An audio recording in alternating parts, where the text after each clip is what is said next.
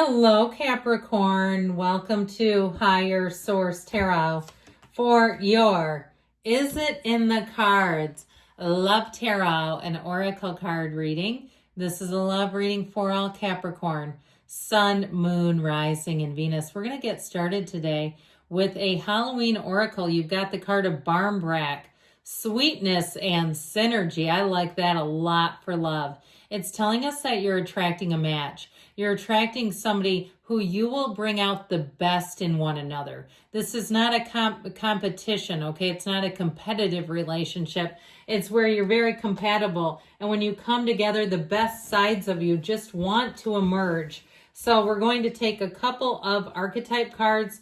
The first one to represent your energy. Oh my God, you've got the femme fatale. Even if you're male, this is still your energy.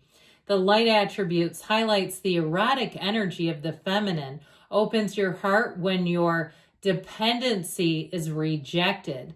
So this may be something too, if you've had some bad endings in relationships, it keeps you open, it keeps you available, it keeps you sexy.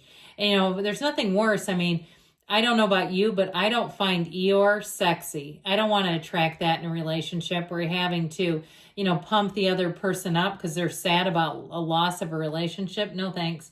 The shadow attribute, inappropriate use of sensuality, attachment to money and power. And so, you know what I hear is from that damn movie, Greed is Good. You know that line? Absolutely not. But I do feel like they're trying to say, you got to be careful, like not to get too intoxicated by materialism, because I can do it too, become a stuffologist. And it's like, man, got too much stuff around here. Priorities got shifted. So their energy, I like them. They are represented by the child eternal. The light attributes, determination to remain young in body, mind, and spirit, ability to see things with fresh eyes. So it's somebody who doesn't get tied too much to negativity, that they like to be optimistic, that they're willing to try new things, they're interested in keeping themselves fit. Okay, mind, body, spirit. But I'd also say emotionally, mentally, and financially too. This is somebody who likes to keep things up. They like to keep things in a place of growth, of newness, a growth mindset even. The shadow attributes are inability to grow up and be responsible, extreme dependency on others for physical security. So they also have the sunflowers here, so I'm not too concerned about that.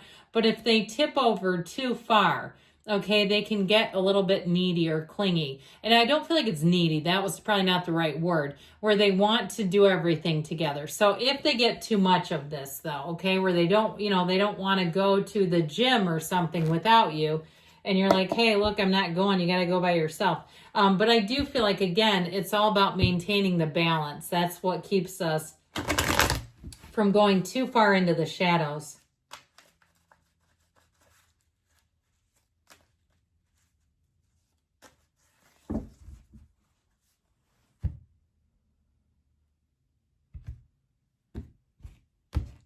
Three cards to represent your energy. Well, you've got the King of Wands, Judgment, and the King of Swords. Very powerful. They have the Two of Wands, the Nine of Swords, and the King of Pentacles. I like this because it balances things out a little bit. The advice, I like this. You've got, oh, you know what? We're doing it because I always tell you, if you're on the bottom of the deck, you might watch this channel enough that you know I'll take you in your own energy. So the devil was hiding on the bottom. We're going to talk about this, but we have now 4 major arcana, but we also have 3 kings. So with this energy of the devil, you and your own energy, this is one of those times where it's time to really look at your patterns in relationships, especially if you've had some that didn't work out. Okay, the devil is in the details, but if we have demons in our past, they'll keep running after us. If we run from them, they will chase. And so with this energy, when we look at relationships, we really start off by asking 2 questions. Who am I attracting, and how am I going to show up in the relationship? And so that's really your starting point with this. And so I do feel like with this too, you may have something here where the 2 of you are quite connected. You think about each other. And from morning till night, I feel like it's always on each other's minds. So with this energy that represents you today, we've got the Archangel Gabriel here too, right in the middle. But this is very strong. And so it tells me that your ideas, your thinking is very clear. Your communication will be clear, but you're not afraid to take a risk. This energy of the King of Wands, or if you are afraid, they're telling you not to be.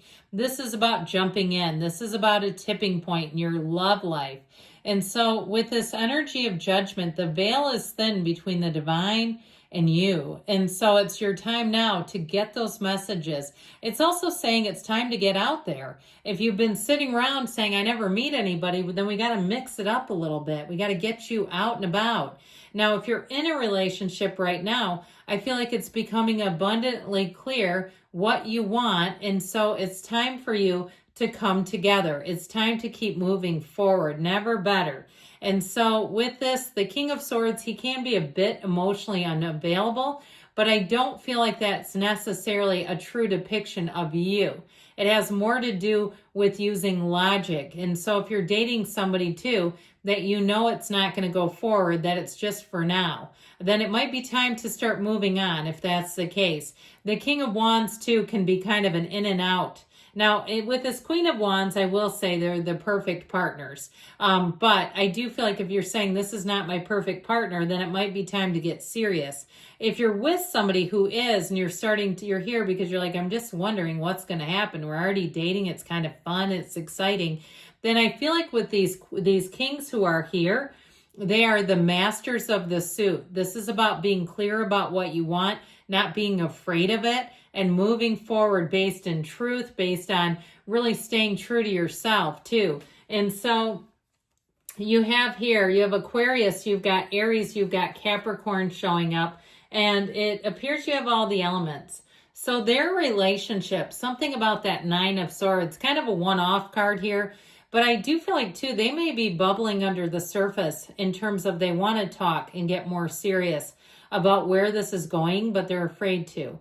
So I do feel like too, I'm not sure I'd push that. I mean, you've got that energy of the Emperor and the Knight of Cups, but I feel like the universe has perfect timing. I feel like the time will become apparent. There may be something too, if you're not living together in a more serious situation, where random people are going to start making comments. I mean, strangers, where they'll say things like one of you gets up from the table and they'll say, do you want me to wait for your wife or your husband to come back?